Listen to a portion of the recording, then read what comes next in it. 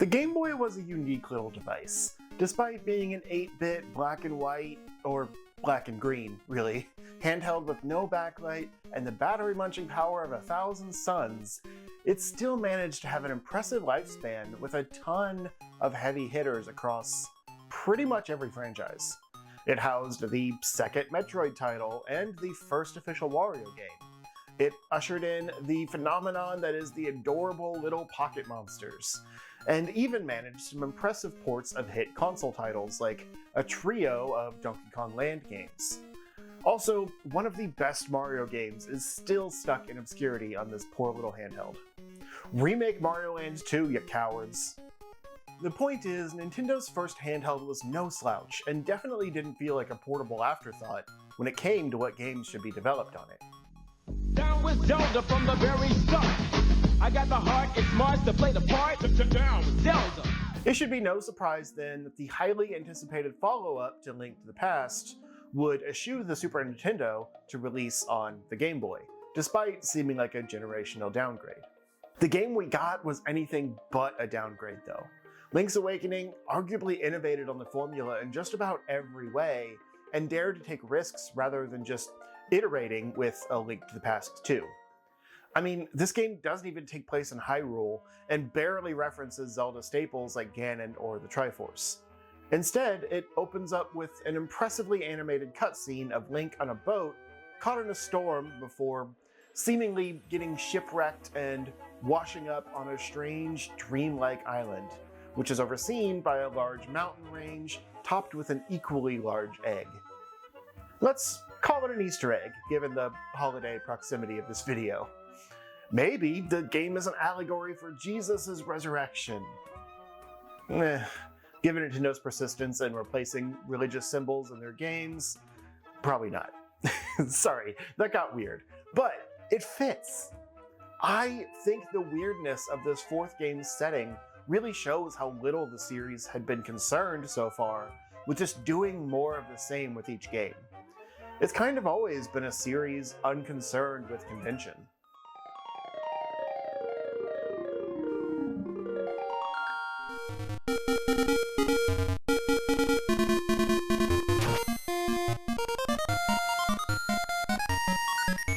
It's worth noting here that this is the fourth in a series of Zelda retrospective videos, so it would be good to watch the first three if you haven't yet. But on that note, let's do a brief recap of what led us here.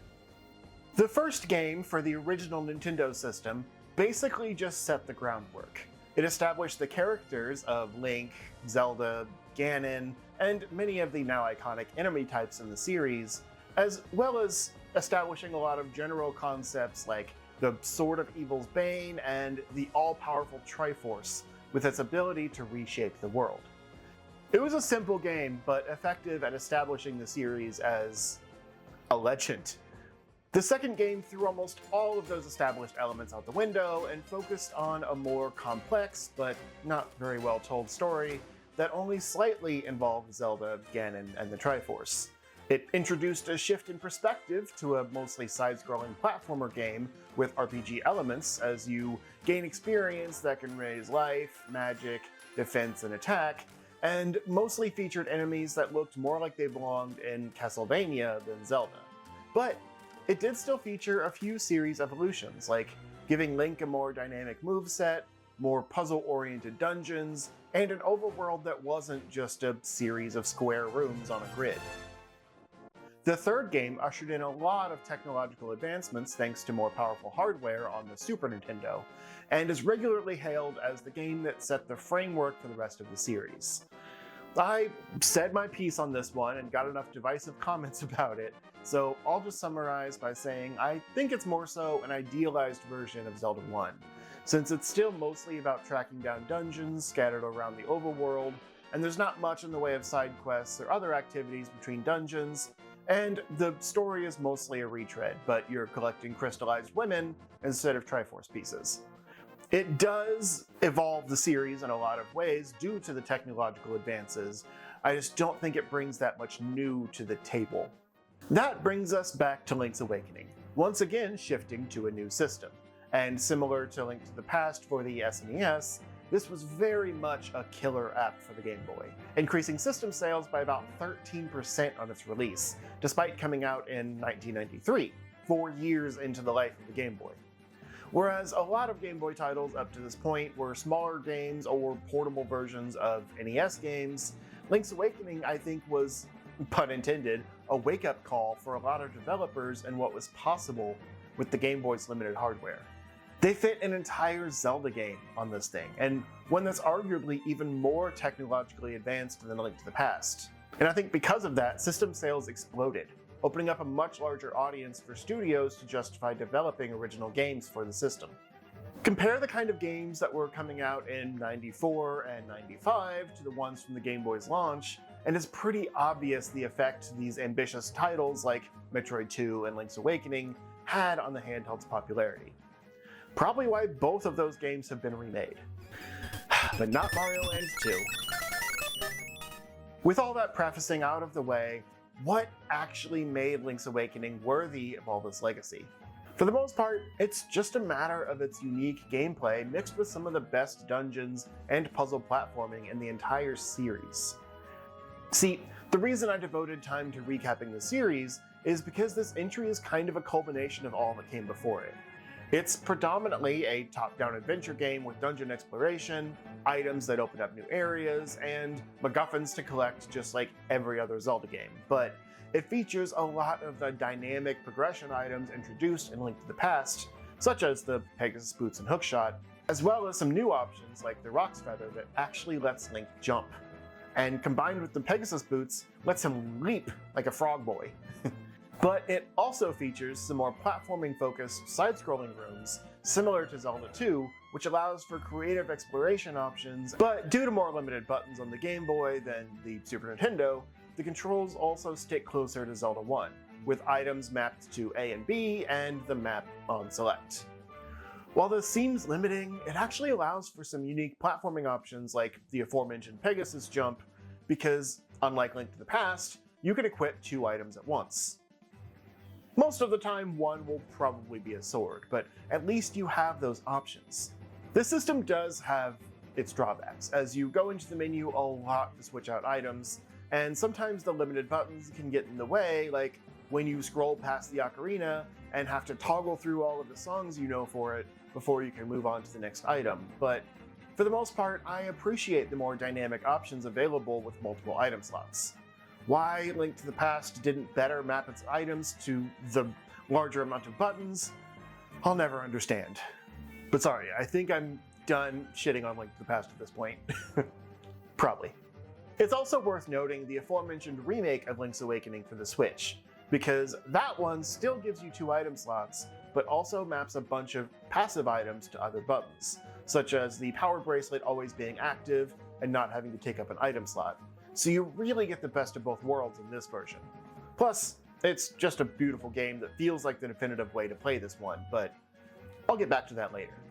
I'm mostly going to use footage from that version just because I have more of it and it fits the screen better, but I want to establish the Game Boy baseline before moving on to general info on the game itself, where I can use, any version's footage.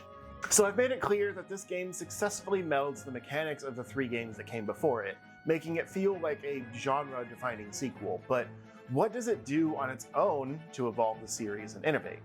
Well, that requires another slight detour.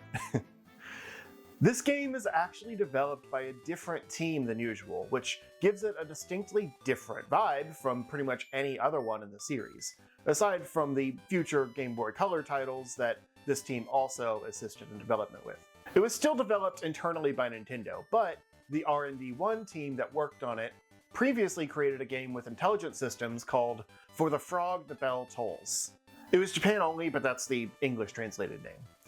And seeing just a little bit of footage from that title shows the origins of Link's Awakening pretty quickly. While that game doesn't feature traditional combat or dungeons, it's very much a Zelda-inspired adventure game and establishes the now iconic Link's Awakening gimmick of jumping from top-down exploration to side-scroller platforming sections. And it features an actual frog boy. I described Link that way for a reason. It definitely seems like they added the Roc's Feather to kind of get it closer to that game's mechanics, which is great. But yeah, this quirky Japan-only title that recently received a fan translation is admittedly just okay, but I wouldn't be surprised if Link's Awakening even uses the same game engine, since a lot of the graphics and character sprites are pulled almost right out of that game. The character of Prince Richard even makes an appearance with his frogs. It's just cool to see that, at least back then, Nintendo wasn't too precious with the Zelda series. They let the team use their own inspiration in a way that really sets this game apart, while still being similar enough to past entries to feel like Zelda. It features a ton of quirky new characters, some of which would go on to become series staples like Marin and Terran, also known as Malin and Talon, as well as the friggin' expository owl. For better or worse. Also, since it's not set in Hyrule and instead takes place in a weird kind of dream island called Koholint that may or may not actually be real, they can get away with a lot of weird references, such as throwing in blatant rip-offs of other games' characters like Chain Chomps and Goombas, and even these fake Kirbys. But yeah, now that I've thoroughly danced around the topic, why do I love Link's Awakening so much, especially after I was pretty harsh on other beloved entries like Link to the Past? Mostly, I just think it nails all the things I play Zelda for. The dungeons, for example, are some of the best in the series, with really interesting item gimmicks and some stellar puzzle solving for most of them. There's also a lot to do between dungeons, with this one being the first game to feature a trading sequence, which is kind of like an all-encompassing way to categorize the side quests without keeping track of multiple side quests. But it encourages the player to pay attention to the various NPCs in the world and remember what issues they're having, so when you go to the right point in the trading sequence, you can realize, oh, this would be perfect for that guy. Which, like I said, kind of gives the characters purpose and helps the world feel more alive than others in the series so far. There's also a bunch of mandatory quests to do between dungeons that usually give you a key to open up the next dungeon, or unlock some kind of quest item to help progress, like a fairly long and drawn-out section to resurrect a magical flying chicken that gives you access to the 7th dungeon. And yes, I know they're called Kukos. I wanted to call it a chicken. Leave me alone. Or there's taking some lady's chain chomp on a walk and realizing it can eat the enemies blocking your way to the 2nd dungeon, giving you access. Or helping with odd jobs at the weird village full of talking animals. All of these things go a long way toward just making the world interesting to explore, and that's an element past entries were sorely lacking, outside of a few little examples from Link to the Past, like bringing the blacksmith guy home to his blacksmith partner. Sure, most of these interactions are mandatory to progress, and there's not much of interest outside of those mandatory quests, but this is also a Game Boy game with limited resources, so they smartly focused on making the world feel lived in through things you have to do, rather than a bunch of missable, optional interactions, and a game structure that doesn't encourage exploration. There's definitely still some parts of the game that I don't enjoy, namely the section collecting golden leaves for Prince Richard before the 3rd dungeon, and the maze-like ruins to get the face key for the 6th dungeon, but like Link to the Past, any section I hate is over pretty quickly, and in this game's case, the good far outweighs the bad, and for the most part, I'm actively seeking out more secrets and things to do. Honestly, my biggest complaint is that this game isn't bigger or longer. I also judge Zelda games pretty harshly based on their dungeons. I can handle a generic overworld if the dungeons are great, like Skyward Sword, for example, where a lot of the in-between stuff is a tedious chore, but almost all of the dungeons are absolute bangers, with super fun puzzles and clever item uses, so I still rate the game highly. Though I've still only actually beaten it once because the motion gimmicks kinda kill it for me, so I guess we'll see how my opinion holds up when it's time to critique that one. Regardless, Link's Awakening really thrives on its dungeons, despite going back to a more simple square room design of Zelda 1 due to technical limitations. They still hit some really fun puzzle challenges in these square rooms, and some dungeons even require interplay between different rooms, such as Eagle's Tower, which is well documented as one of my favorite all-time dungeons. This dungeon actually has a unique mechanic where you can carry a heavy ball across multiple rooms to chuck it at the pillars holding up the top floors, and after you've finished destabilizing the dungeon, those floors come crashing down, reshaping other parts of the dungeon and opening access to the top, where you fight the boss in a side-scroller view. A rare perspective shift for the series, which makes this a very unique boss fight, even if it's just okay and kind of simple to fight. The developers also know how to make a more interesting water dungeon, multiple in fact, as this is one of the few games to feature 2 different water-themed dungeons, and neither is terrible. This is largely thanks to being able to dive with the flippers and swim underwater in side-scroller view. Just kind of mixes things up. It can be a little hard to keep track of where these areas connect to other rooms, but that's always been an issue in Zelda games, as the maps don't give very much identifying information between floors. But it still makes for much more interesting water dungeon exploration when you can use Rock's Feather to jump gaps of deep water, flippers to dive underwater, and the hookshot to cross large gaps. One of the water dungeons, Catfish's Maw, is just okay. It features a fairly annoying gimmick where you have to beat up the Master Stalfos 4 times in order to open the path to the boss. So you end up backtracking a lot around the dungeon trying to find the 4 mini-boss rooms in the right order. But it's still one of the least offensive water dungeons in the series, so I can't complain. It's just also probably my least favorite dungeon in the game. But one of my other favorite dungeons is the 3rd dungeon, Key Cavern, because it is not only shaped like a key, but the design kind of circles back into a central room full of key blocks, and basically everything you do in each dungeon room rewards you with a key, most of which are to take out those key blocks. So you just collect a bunch of keys and then go on an unlocking spree to reach the key item, Pegasus Boots. And as I mentioned, I really like how the boots work in this game, especially paired with Rock's Feather. So the puzzles that have you speed jumping gaps are just really satisfying. In fact, almost all of the items in this game have some kind of new utility. Like, the hookshot doesn't just pull you toward things, it can also pull bridges toward you, and pretty much every dungeon finds you using your items in a new way, rather than past games where half the items were only used a few times and then never touched again. Combine that with all the clever enemies unique to this game, such as the smiling bombs that chase you until they count down and explode, or the weird Alice in Wonderland looking things that need to all show the same face in order to solve the room, and you have a package of Zelda content that's just unlike any other in the series. And because of that, it's special to me. My favorite Zelda games are the ones that feel different and unique rather than formulaic. That's why I'll always praise Majora's Mask over Ocarina of Time, despite them using the same engine and being mechanically fairly similar. Majora's Mask takes a successful foundation and just goes weird with it, and I love that. Link's Awakening kind of does the same thing, but with an amalgamation of the 3 games that preceded it. Honestly, I could go on and on about my love for this game, but I'm trying to avoid just doing a play-by-play of every beat in the game, so it's inevitable I won't get to talk about everything I love in it. I'm just focusing on examples that describe the good rather than just listing cool moments. That being said, the game even has a bunch of quirky little optional things, like being able to steal items from the shopkeeper when he's not looking.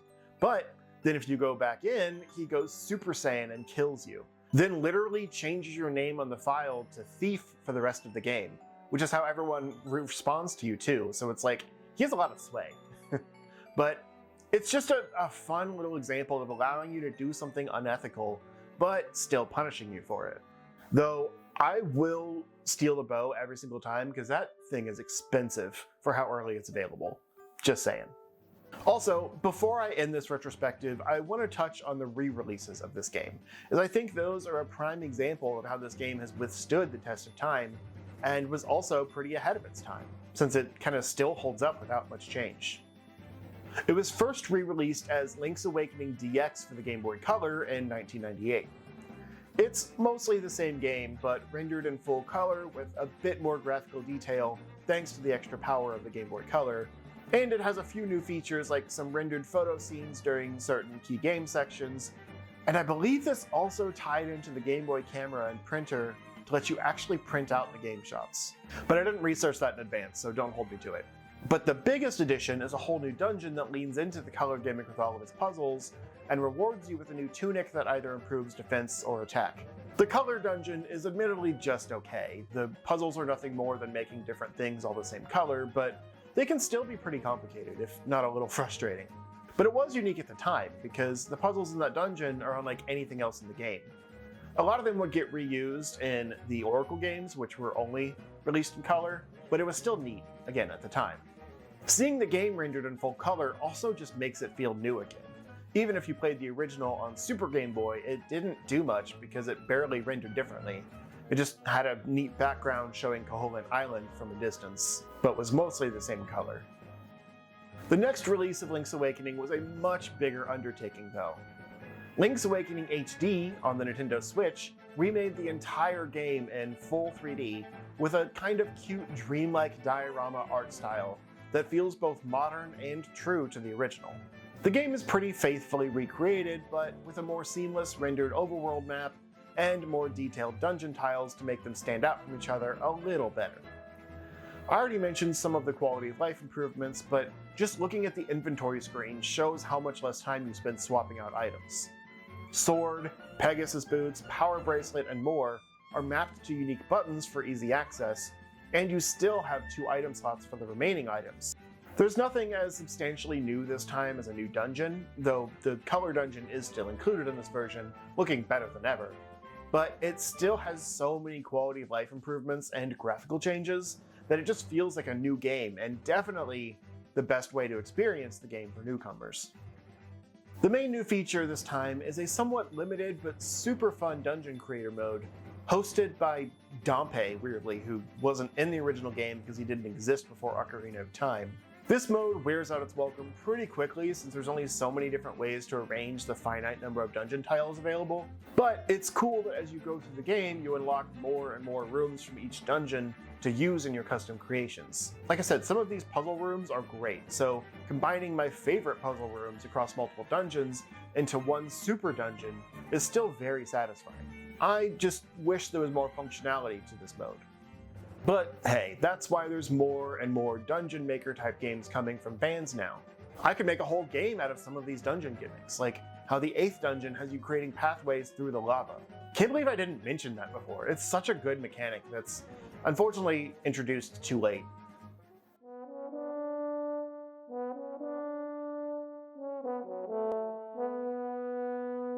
So in closing, I love this game. It's definitely not perfect, and especially the end game grind is kind of annoying as you present all the instruments to the giant ominous Easter egg looming over the island, and then go inside and navigate a random Lost Woods style maze that doesn't give you any guidance unless you deciphered an optional cryptic message earlier in the game. And then the final boss is a pretty lackluster multi-stage fight against this shape-shifting nightmare blob thing, but even that is worth it for the ending. It had been hinted throughout the game that this island is suspended within a dream, and that the only way for Link to get home is to wake up the sleeping windfish. But as he spends the whole game making connections with these people who don't know anything weird is happening, he discovers that if he wakes up the windfish and goes home, the island will disappear. Basically everything and everyone only exists inside the windfish's dream. So while the ending is still very similar to Link to the Past, where you talk to a thing and then see camera pans past bit characters, it has a whole different meaning as you're essentially seeing this whole world fade away. It almost doesn't even feel like a victory. Link saved the day, but also eradicated the world so he could return home. But were these people ever even alive, or was Link trapped in some kind of dream stasis with some fake dream people? It's an open-ended conclusion that feels a bit more morally questionable about whether Link did the right thing, and what the reality of this island was before he arrived. But I think the game is better because of the mysterious nuance of it all, rather than just another save the Triforce, rescue the princess story with a basic happy ending.